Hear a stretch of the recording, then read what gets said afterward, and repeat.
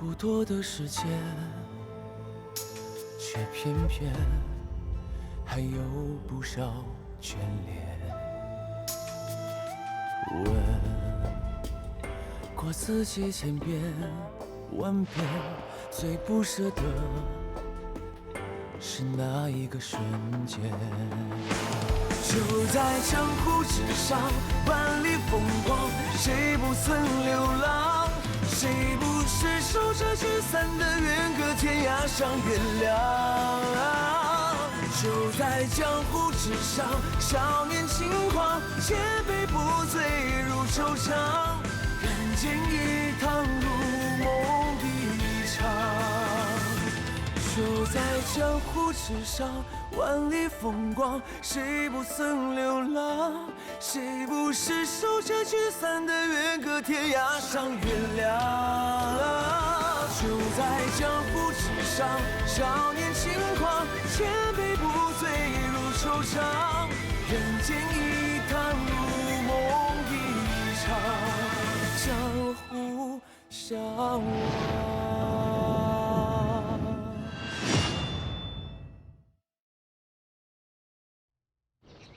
跟我走。等等，小兄弟，既然你这么聪明的话，那一定很清楚什么事情对你是最有利的。如今这个灵山派的掌门已经被杀了，我可以帮你断案，帮你通过百川院的考核，让你爹娘也再无话讲。你怎么知道？我怎么知道？你没有正式被录入百川院，对吗？要是百川院录入你了，那你应当有自己的行牌呀，是吧？又怎么会偷拿别人的呢？啊？下次啊，注意遮挡点。我上次见你的时候呢，你鞋袜干净整洁，可现在却蒙灰深沉。大少爷连茶水都不愿意将就的人，现如今几日都不更换鞋袜，想必你是囊中羞涩了吧？如今你又把自己的玉佩当了一些，可见你爹娘不支持你做刑探，所以你是偷偷的溜出来的。那百春院呢，向来对朝堂敬而远之，佛比白石又不会轻易的接纳你，于是你想了个办法，就和百川院、佛比白石打了个赌，破几个案子再进这个百川院。灵山派掌门七窍登仙，也就是你的第一个案子了，所以你才来这里的，对不对？你怎么知道灵山派掌门被杀了？你也参与其中？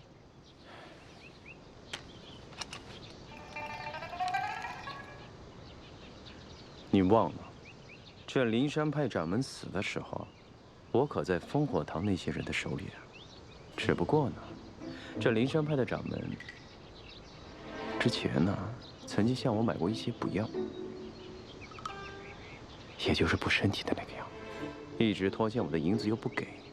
你想一想，连5两银子都拖欠我的人，又怎么会舍得了这万贯家财去登仙呢？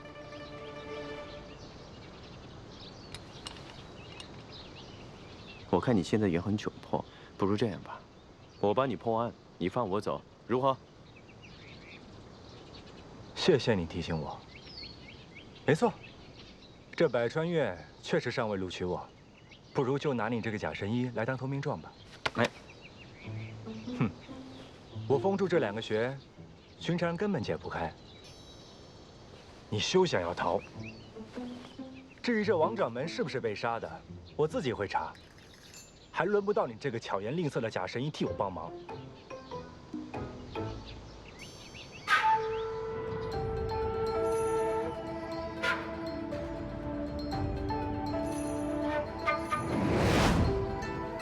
走走走，赶紧走！走！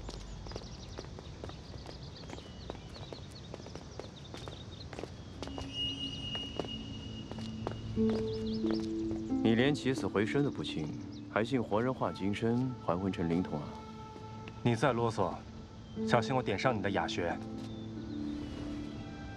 少爷，你可算把这个假神医给抓到了。小丫头，我从未说过自己是神医，又何来假神医之说？别理他，李二。周望福呢？哦，验过护贴和其他的，剩余符合的还有5个人呢。走，咱们快去看看吧。嗯。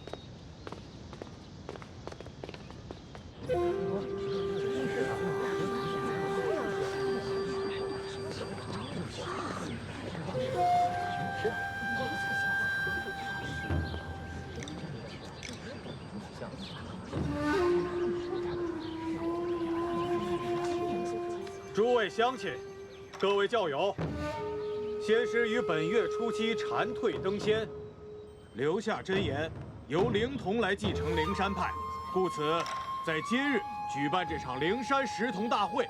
为了以示公正，我们请来了阴山派马长老、鹤龟派杨掌门来见证。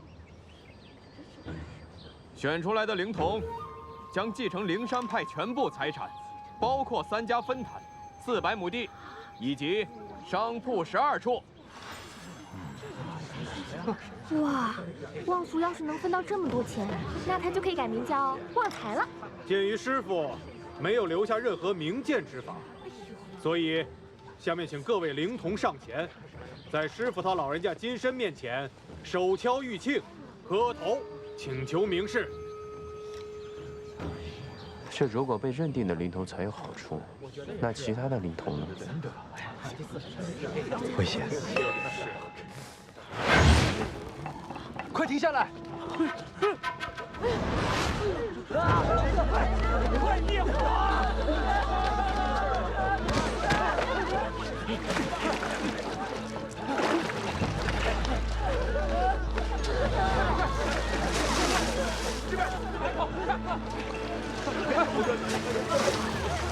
这边，我们不是灵童，我们擅长作假，不选了。青山兄的法子是有些古怪，但这位小兄弟看着是唯一没有着火的，莫非他就是王道长显灵选中的灵童？这根本就不是什么显灵，这是一起人为了纵火案。你休得胡言乱语！这是我刚刚在玉磬里发现的火石，里面有引线，连着的是蒲团下的棉花，这才会着火。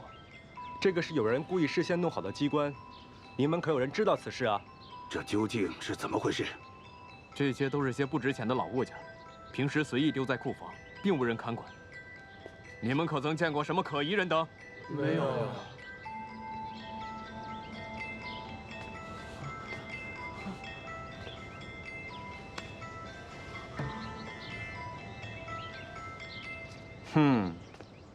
这个是灵粉呀，灵粉才闻一点就着。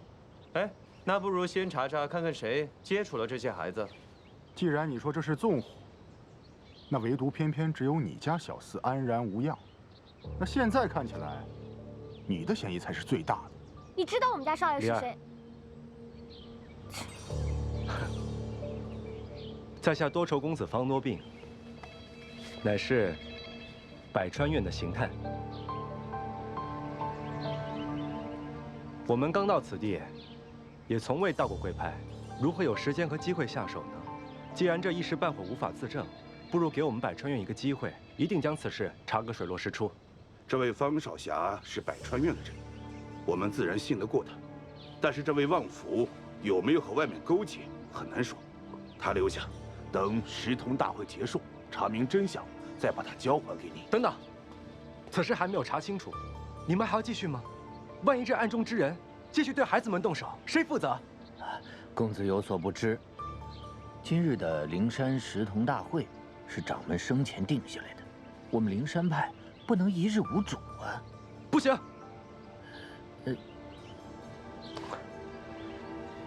哼，诸位莫急啊，我呢倒是有个主意，不知当不当讲。我听你们说来说去呢，无非就是因为这个王掌门没有留下如何检验灵童的方法，这才引出了乱子。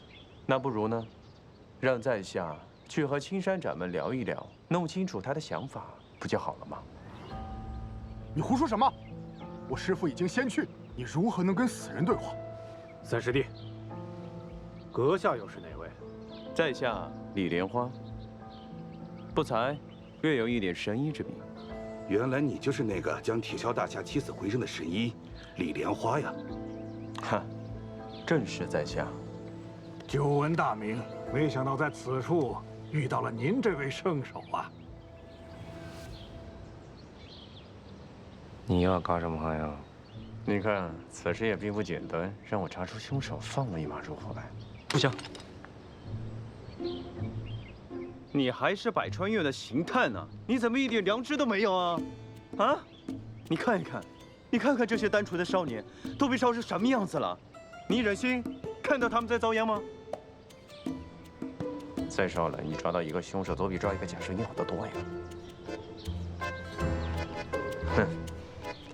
如今这个青山掌门已经回天乏术了，在下呢懂得一点还魂之术。诸位要是信得过我的话，不知可否让我试一试？我们怎么知道你有没有装神弄鬼，假冒师傅旨意呢？休得对神医无礼！我们信得过你，就按李神医说的办吧。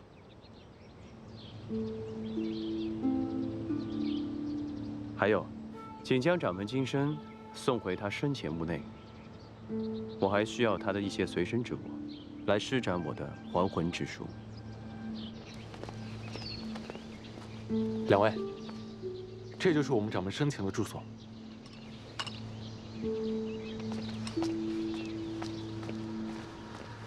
说说吧，你那什么死而复生的铁锹大侠和铁甲门少主，又是你耍了什么把戏？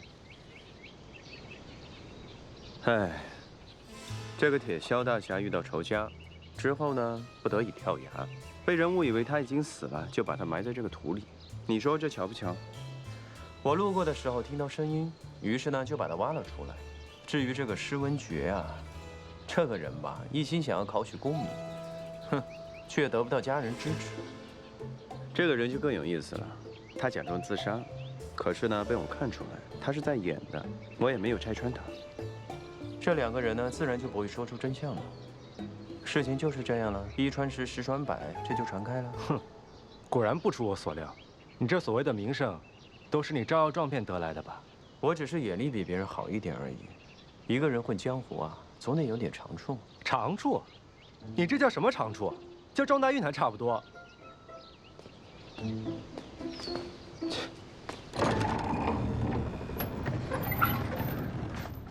你也别不服气，这运气呢也是实力的一部分。这话说的没错，有言在先，若我帮你这把，咱们就算两清了。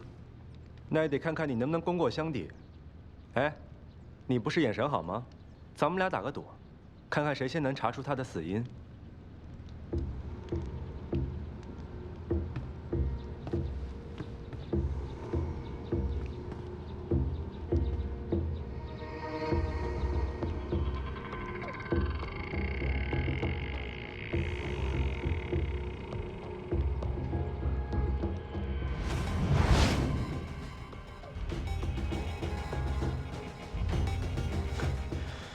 我不仅知道他是怎么死的，我还知道凶手是他3个徒弟和他管家中的一人。你凭什么？哎，你看啊，他这个手势眼熟吗？归西宫。不用探了。归西宫呢，最多称3日，3日之后呢，需要在他的百会坛中穴上施上3针才可见效。此刻呢，都过去11日了。早就死透了。王金山施展归西宫假死，必须要找心腹之人将他唤醒。可那个人并没有为他施针，所以他就闭气而死了。难怪你说这凶手是那4个人之一。这种见不得光的秘法，必须要找身边最亲近的人相帮。而这灵山派当中，只有这4人是王金山身边最亲近的人。哼！你一眼就能看出来，只不过你使用过相同的招数罢了。我的话呢还没有说完。你没发现嘴唇的金箔格外的厚吗？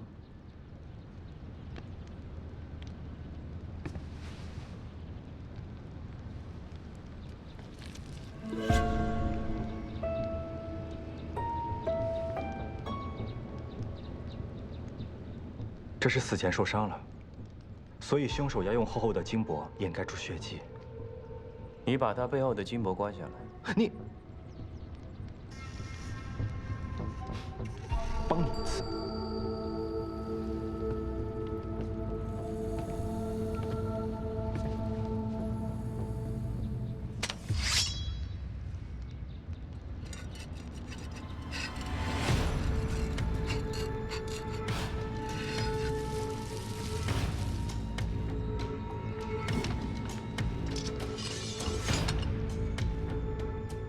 难道是五毒掌？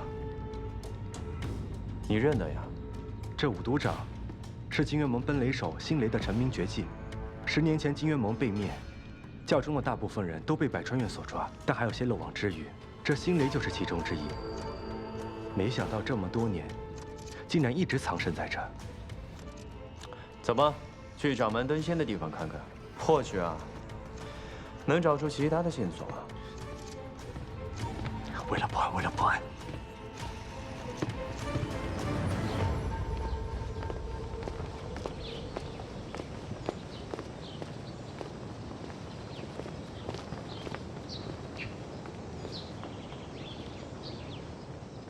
这天际堂呢，基于设计，你应该懂得也不少。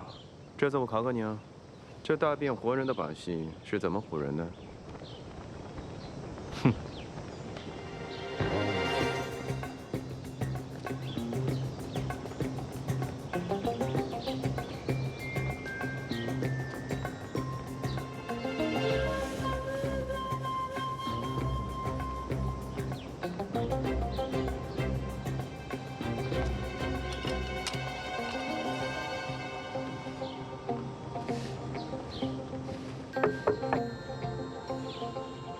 此处有暗格。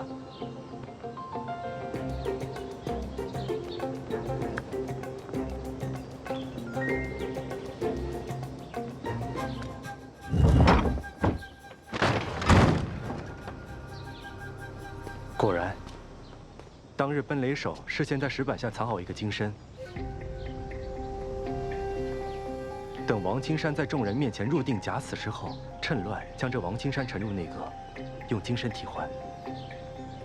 但你别忘了，这是在众目睽睽之下，就算那手脚再快，也逃不过几百双的眼睛啊！大家可都是亲眼看到掌门画的金身。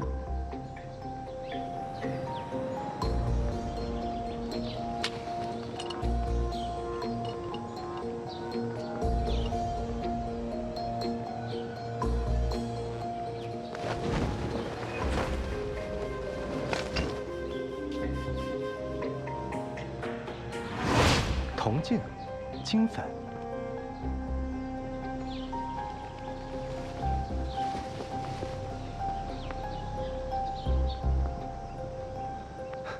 我知道了。还行啊，不算辜负百川岳行探之名。哼。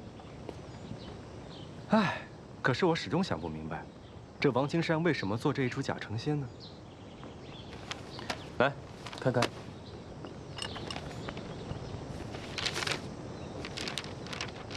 这不就是本《三字经》吗？有什么奇怪？你读《三字经》的时候多大呀？本少爷聪慧过人，3岁便熟读《三字经》，比我笨些的也就5、6岁吧。对啊，这王青山50有余了，怎么还会有本《三字经》呢？除非他有一个孩子，他想找的灵童不是16岁，而是6岁。 这下就说通了，这灵山派不可娶妻生子，他若不想把门派的产业留给徒儿，而是留给6岁的私生子，便只能用这个法子。这个主意没准还是奔雷兽给掌门出的，正好借此机会设法将他自己有关的孩子变为掌门。哎，你去哪儿啊？我们现在去哪儿？去和掌门聊一聊。你还指望那个死人给你答案啊？给你的那本书翻到有标记的那一页。 小孩的签名，他既是私生子呢，不能跟他爹姓，那就只能跟他娘了。所以呢？所以啊，我有个计划，不知道天机堂少主做一个打破金箔，让死人变活的机关需要多久？过来。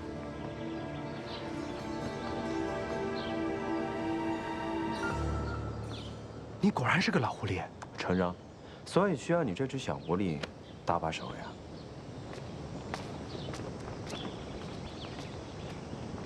哼。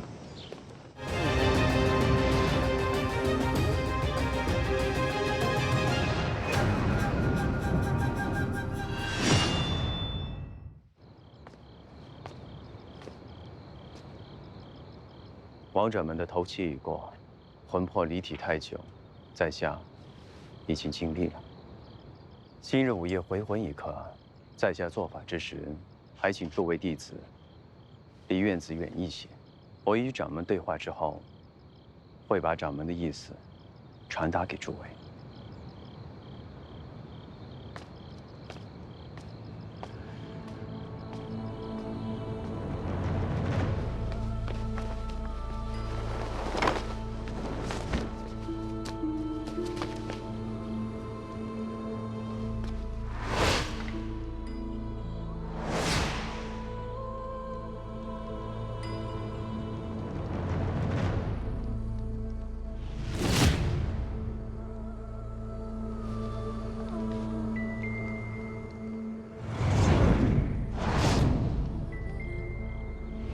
天地玄宗，万气之根，魂魄入体，各归其位，请。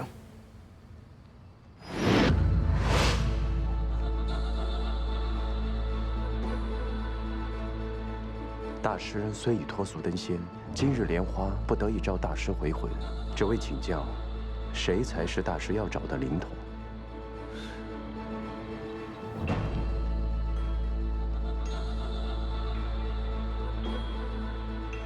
明白了，大师一直有一个放心不下之人，在今日午夜将托梦给灵童。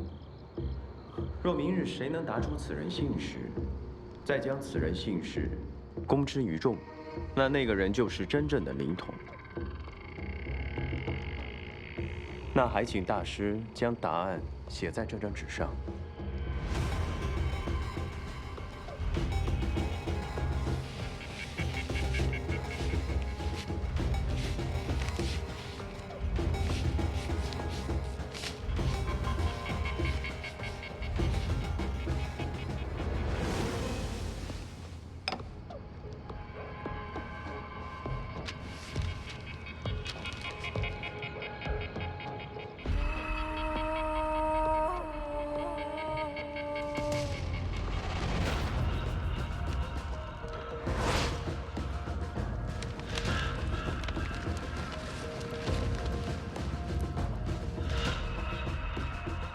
在下已牢记，大师放心去吧。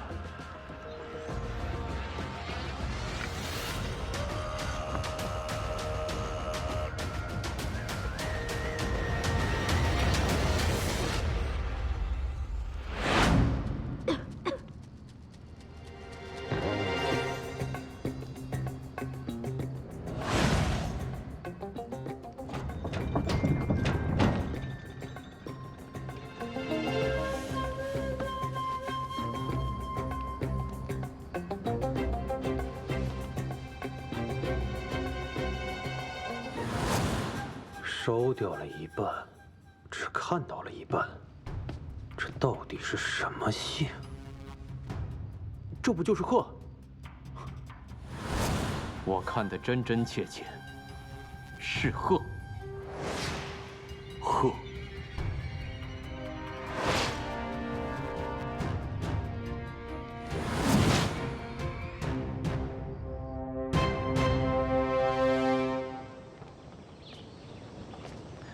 这是掌门昨夜给我的答案。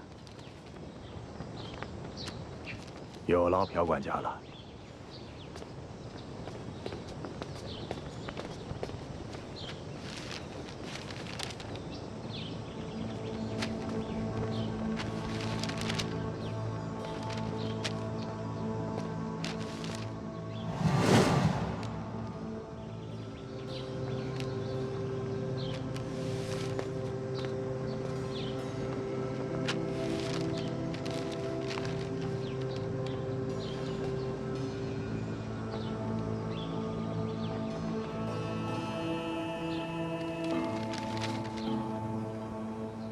正确答案就是贺兰。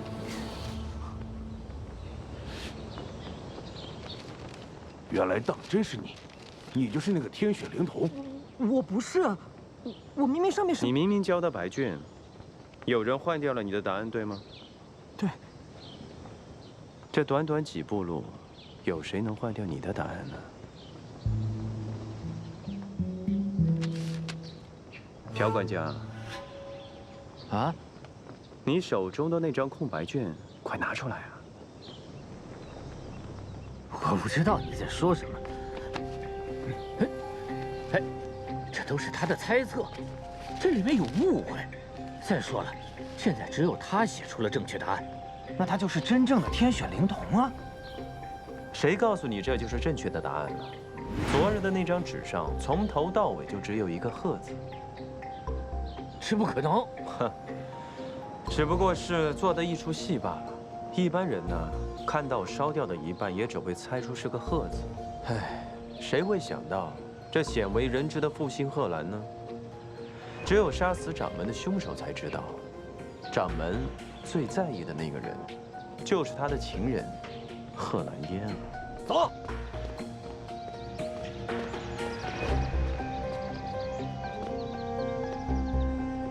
你胡说什么？什么杀死掌门？什么情人？师傅明明是登仙化金身而死，众目睽睽之下，大家都看到了。灵儿，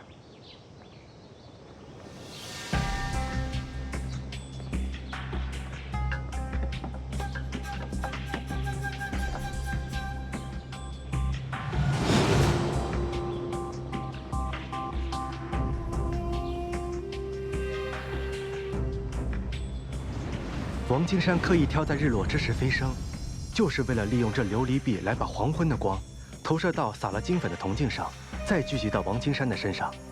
远远一看，他就成了金身。于是趁大家都在低头拜别，奔雷手便正好有了时间偷梁换柱。没想到这么简单的障眼法，却把大家都给骗了。难道蝉蜕登仙之事全是假的？这都是掌门安排的，我只是照做而已，不能怪到我头上啊。唉，这个朴二华还在装傻呢。哦，对了，我应该叫你旺福的爹吧？还是金元盟奔雷手辛雷啊？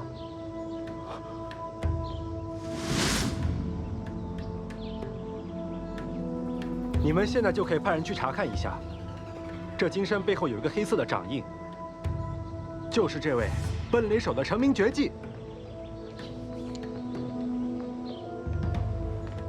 哼，我猜测这个王掌门呢，与这个贺兰烟女子有情，之后啊，便有了私生子。可灵山派又不得娶妻生子，所以贺兰烟威胁要离开。可是青山掌门呢，又舍不得自己的孩子。便设好了一个局，但是这个局偶然间被你知道，恰好你还发现王掌门察觉了家中有金元盟余孽的痕迹，于是你就动了除掉他的心思，顺势就给他出了这个主意。这样能行吗？那个女人几次三番来闹，若不依她，恐怕全门派上下迟早会知道这件事情，到时候声誉有损暂且不提，万一几个弟子闹僵起来，要您退位，那个时候真的就什么都没有了。王掌门既舍不得财产，又舍不得儿子，于是你俩一起谋划，用琉璃镜制造了这起当众肉身化金身的戏码。原本3日之后，掌门等你自学将他唤醒，谁知道等来的却是致命一掌。之后，你再以金箔涂身，掩盖你的五毒掌。掌门身上果然有个掌印，是你杀了师父。怎么别人说什么你们就信什么呢？我跟你们讲，这些都是那个人的臆想。我还没有说完呢。哎，王守庆，掌门留下的那句真言，可否借我一用啊？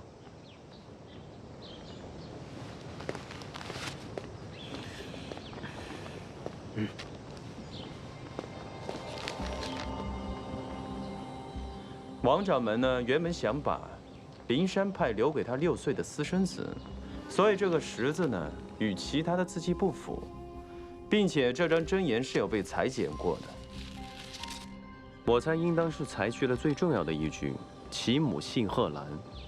你故意将消息透露给旺福表哥，又在祠堂装神弄鬼的引起火灾，无非就是怕这3个徒弟发现什么细节吧。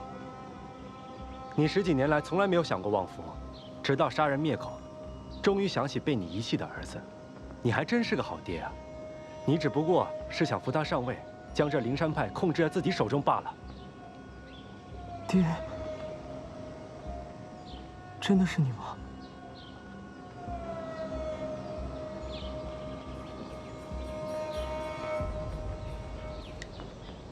故事说的不错，可惜呀。哼，可惜我还是没有证据，是吗？昨天贺兰的名字一冒出来，你就担心此事会暴露，于是连夜赶去他家，想除掉他们母子。我们早就在他们被子上涂了白红汁，一旦洗手，便会变成黑色。伸出手给大家看看嘛。为师父报仇！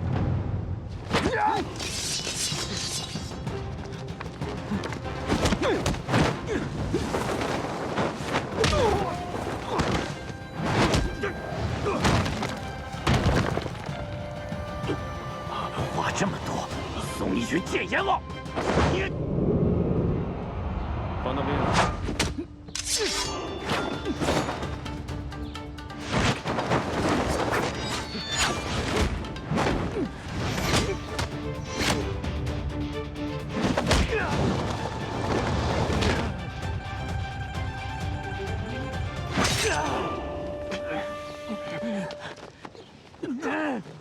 劳烦你们先看顾一下，我这就飞鸽传书，找人押送他回百川院。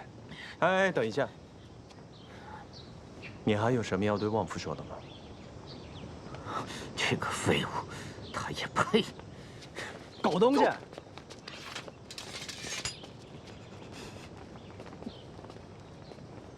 旺福，杀人！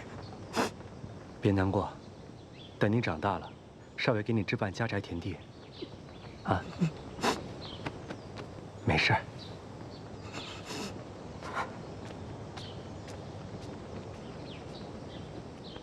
哎，不用谢啊。什么不用谢？这也算是我帮你破的第一个案子。我知道你很感激我吗？我感激你。刚刚是谁叫我名字叫那么大声？还不是我救你一命啊！声音小一点嘛。咱们下了山呢，就各走各路了，谁救谁重要吗？你怎么？哦，对了，我还有个东西丢在掌门那了，我先去取一下。哎，没礼貌！方少侠，我们有个不情之请。哦。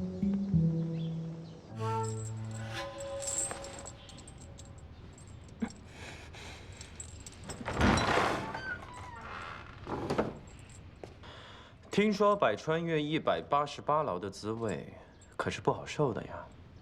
你来做什么？我来是给你一次机会。如果你告诉我一件事情，我就放了你。抓也是你，放也是你。你到底意欲何为？不是我想抓你，是姓方的那个小子想抓你。你的死活，我根本无所谓。说吧，你到底要什么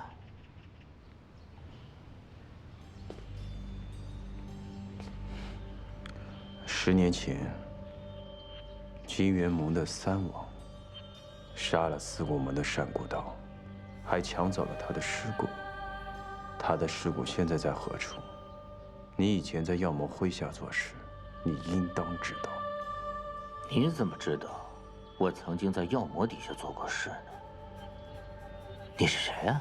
你不用管我是谁，只管告诉我想要的答案。你耳朵下面有3个洞，当年我为药魔抓人炼毒的时候，那些人的耳朵下面也有这样的记号，那是中了碧茶之毒的痕迹。碧茶之毒天下无双，无人能解，重者1个月之内骨节溃烂、皮肉脱落而亡。除非你有很强的内力，把毒逼出来，否则普通人是绝对挨不过1个月。而你现在还站在我面前，除非你是那个人。10年，你还没有死。我没有功夫跟你说这句废话。百川岳的人应当已经在路上了。你胆子变小了，连承认自己是谁你都不敢。我看出来了，你不是没有武功，你是武功尽失，李相夷。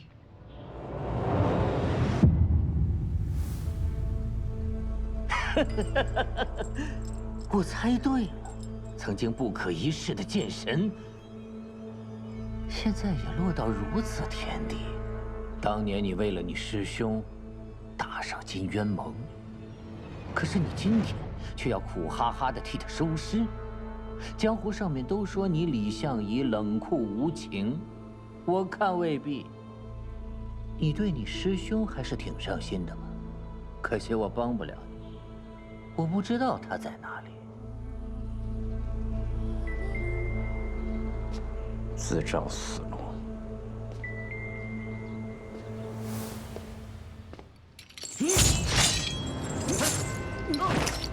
今天我就替盟主杀了你！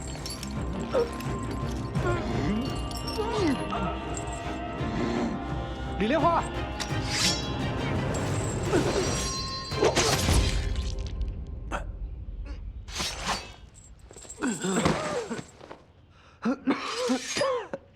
你没事吧？我没事，幸好你来得及时。让你勒我，都怪我太厉害了，这还什么都没审问清楚呢，竟让他死了。是啊，谢了啊。哎，李莲花，你不是去拿东西吗？怎么会在这儿啊？哦，走错路了而已。啊？哎，你为什么会来这里啊？哦，灵山派那3位师兄为了答谢咱们，说要请咱们吃饭，幸亏我来找你，这不，又救了你一命。谢了啊。哎，你不去啊？不了，家里还有狐狸精在等我呢。狐狸精？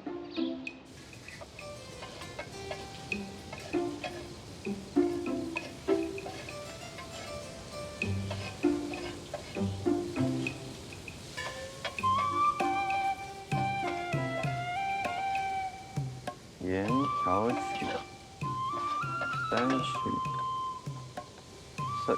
30元。饿了吧啊，狐狸精？坐好，来吃饭。哦，原来你就是狐狸精啊！嘿，真可爱。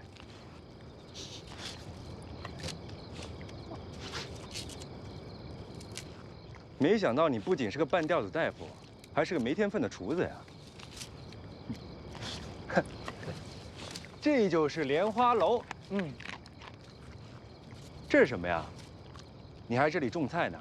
我要是没记错的话，咱们2清了吧？就算是2清了，有些事情不得当面问个清楚吗？哎，你为什么要偷烽火堂的剑谱啊？那本剑谱呢，本来就河南施家的，早些年呢被烽火堂的人抢走了，所以花重金让妙手空空拿回来。那你为何参与其中呢？他帮过我一个小忙，当年呢，我也有心计。他偷东西啊，偷到我家里来了，还喂了我一把药，欠人情总是要还的。没想到，你还是个有恩必报之人。我不是啊。我很想赖这账的呀，但这个人吧，把我的行踪呢告诉了烽火堂，我有什么办法呢？不是你怎么还不走啊？留着准备跟我吃晚饭呢。哎，好歹我今天救了你2次，我这酒都带好了，你不得把我留下请我吃顿饭啊？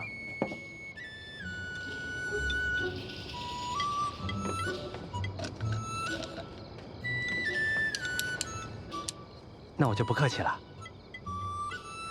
我尝尝。嗯，这块上好的牛肉，你为什么要加这么重的胡椒破坏它口感呢？还有，你看这梨蒿，一看就清清淡淡的。下次做饭的时候可以加几片腊肉，用腊肉的香去烘托它的清新，这样就好吃了。还有这栗子炖鸡啊，这一看就行。下次做饭的时候可以用高汤去去腥，是吗？当然，你如果喜欢做饭的话，下次我教你啊，我可是行家。那就不麻烦你了。大哥，你别这么冷漠行不行？你好歹也是我行走江湖认识的第一个朋友啊。哦。哎，不瞒你说，我也是从家里逃混出来。我爹希望我上主，可我一点儿不喜欢官场。这比起庙堂，我还是更适合江湖的。那这和我有什么关系啊？哎，百川也非要破3个案子才肯收我为刑探。你看咱们俩，好不容易才把这灵山石头案子给破了，我又答应了不许对外声张。你们倒好，你保住了神医之名，这灵山派又保住了体面。那我呢？我这还差着3个案子呢。哎，我看啊。你这老奸巨猾，我这武艺高强，不如咱们俩合作一把，一起行侠仗义，这钱的事都好说。你看如何？钱？你有钱吗？你穷得到我这里来蹭饭来？再说了，我对行侠仗义一点兴趣都没有。江湖风波恶，楼里莲花清。我这个人最大的爱好就是游山玩水，刀尖上舔血的生活不合适我。你。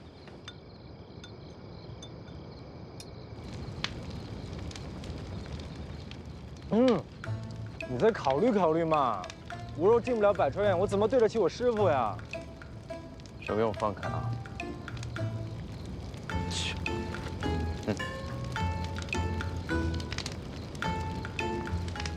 师傅，你一手建立的四顾门百川院，我一定要为你撑起来的。哎，等等。你说你师傅是谁？哼，剑神李相夷。没事。剑神李相夷。那我怎么不知道李相夷还收过你这么一个徒弟啊？这事没人知道。是啊，我猜他本人也是不知道的。你不信是吧？哎，那我就实话告诉你吧。我从小就体弱多病，我娘甚至连我大名都没给我取过，就生怕我活不到成年。在我10岁那年，我娘认回了自己小时候丢失的弟弟，就是四顾门的副门主李相夷的师兄单孤刀。单孤刀是你的舅舅。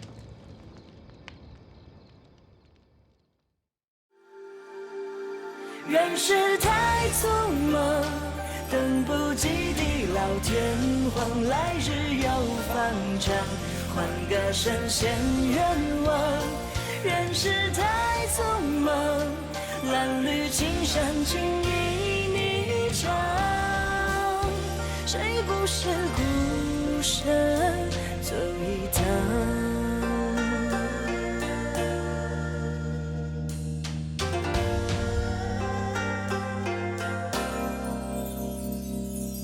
像人人雨伞，风吹越吹越狂欢，挥洒下之处天真的。竹落落玉盘，一声永容一声叹，手舞不得心暖。酒杯一推，纵身一跃，坦坦浮沉入凡间。若是兜兜转转，不小心就当云烟。聚散的是一眨眼，情话微微共婵娟。只盼能相约不相见。人世太匆忙，等不及地老天荒，来日又反常，换个神仙愿望。人世太匆忙，褴褛青山竟已霓裳。谁不是孤身走一趟？人世太匆忙，等不及地老天荒，来日又方长，换个神仙愿望。人世太匆忙，褴褛青山竟已霓裳。谁不是孤身走一趟？